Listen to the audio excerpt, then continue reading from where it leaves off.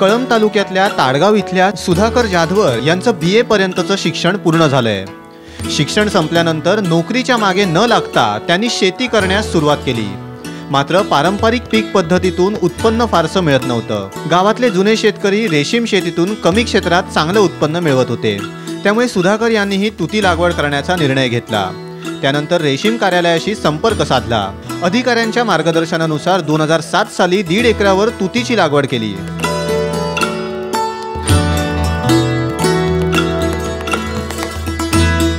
तर 1.5 एकर क्षेत्रामध्ये टोटल रान तयार करून जूनमध्ये नांगरण ते करून टोटल जूनमध्ये शेणखत घातले आणि ऑफिसकडनं बेन घेतल्याच्या नंतर मग जूनमध्ये मी लागवड केलेली। जून महिन्यात पाऊस पडल्यानंतर 3.5 बाय 1 फुटावर तुतीची लागवड करण्यात आली। तुतीला पाणी देण्यासाठी ठिबकचा वापर करण्यात आला। तुतीची लागवड केल्यानंतर कीटक संगोपन गृहाची उभारणी केली। रेशीम कार्यालयाकडून पाला एक सरासरी 3 फुटाच्या उंचीचा आल्याच्या नंतर मी रेशीम कार्यालयाला जाऊन अंडीपुंजाची मागणी करतो आणि अंडीपुंज आल्याच्या नंतर तर त्यांच्याकडून त्याच्यावर अंडीपुंजाची पॉकेटवर त्यांची हॅचिंग डेट दिलेली असते। त्या हॅचिंग डेटनुसार अंडीपुंजाची ब्लॅक बॉक्सिंग म्हणजे ब्रशिंग ट्रेमध्ये घेऊन ब्लॅक बॉक्सिंग करून घेतो आणि ब्लॅक बॉक्सिंग झाल्याच्या नंतर त्याच्यावर जी तारीख दिलेली असते म्हणजे हॅचिंग व्हायची म्हणजे अंडे उभवण्याची ते तर त्याच्यामध्ये टोटल अंडे हॅच काळजीपूर्वक घेतल्यामुळे टोटल अंडे हॅच झाल्याच्या नंतर मग त्याला बारीक म्हणजे ह्याच्या जाळ्या टाकून त्या बारक्या ट्रेवर जाळ्या टाकून त्याच्यानंतर शेंड्याचं जे कवळं पान असतंय ती कवळं पान घेऊन मी पहिली सुरुवात त्याच्यापासून करतो आणि पहिली फिटिंग दिल्याच्या नंतर एक जाळीवर उचलून खालची जाळी वेस्टेजमध्ये तसंच ती अंडे टर्पल ती खाली राहून टोटल आळी वरी चढलेली असते ती मोठ्या ट्रेमध्ये घेऊन त्याला नंतर डबल फिटिंग देऊन एक सरासरी 3 ते 3.5 दिवसाला पहिला मोल्ट बसल्याच्या नंतर पुन्हा 95% मोल्ट बसल्याच्या नंतर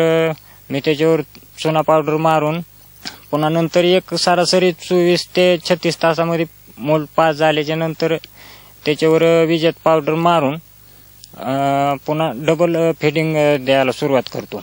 तर अशा क्रमाने 4 स्टेप झाल्याच्या नंतर टोटल 34 स्टेप झाल्याच्या नंतर म्हणजे त्याच्या अंडेनुसार प्रेसिंग देऊन क्वालिटी मालाची क्वालिटी ते करून नंतर कोस तयार होताना काळजीपूर्वक लक्ष दिलं जातं त्याच्याकडे। बाल अवस्था आणि प्रौढ अवस्था या कीटकाच्या 2 अवस्था असतात। पीक सुरू करण्यापूर्वी आणि पीक संपल्यानंतर कीटक संगोपन गृहाचे निर्जंतुकीकरण करणं गरजेचं असतं। तसंच चांगल्या कोश निर्मितीसाठी अळ्यांना 3 वेळा पाला देणं आवश्यक आहे। 2 वेळा कीटक संगोपन गृह निर्जंतुकीकरण करून घेऊन त्यानंतरच त्या गृहामध्ये चॉकी आणायला पाहिजे।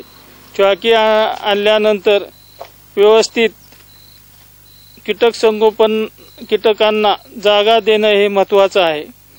जागा दिल्यानंतर कीटक संगोपन कीटकांना दर दिवशी 3 वेळा पाला देणं गरजेचं आहे।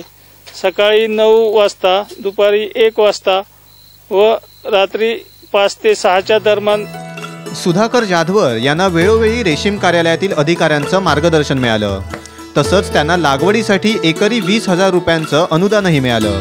त्यासोबतच ठिबकसाठी एकरी 15,000, कीटक संगोपन गृहासाठी 1 लाखांचं अनुदान मिळालं। जाधवर कोशाची विक्री कर्नाटकातल्या रामनगर इथं करतात। कोशाला प्रति किलो 450 रुपयांपर्यंत दर मिळालाय। गेल्या 2 वर्षात त्यांना 3.5 लाखांचं उत्पन्न मिळालंय।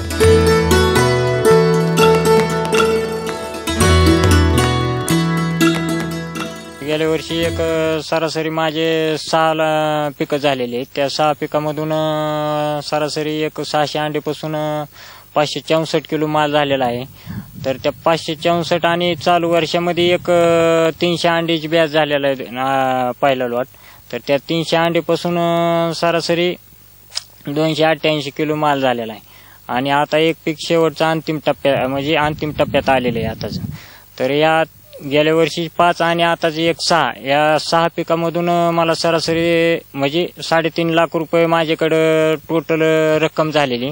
तर त्या 3.5 लाखामधून एक 25,000 रुपये माझा टोटल वर्षाचा खर्च झालेला आहे.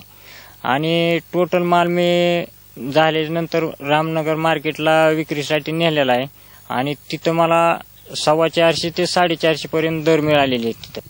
तर ती खर्च जाऊन एक सरासरी मला 2.5-3 लाख रुपयेपर्यंत आर्थिक लाभ झाला. सुधाकर जाधवर यांचं संपूर्ण कुटुंब त्यांना रेशीम व्यवसायात मदत करतं.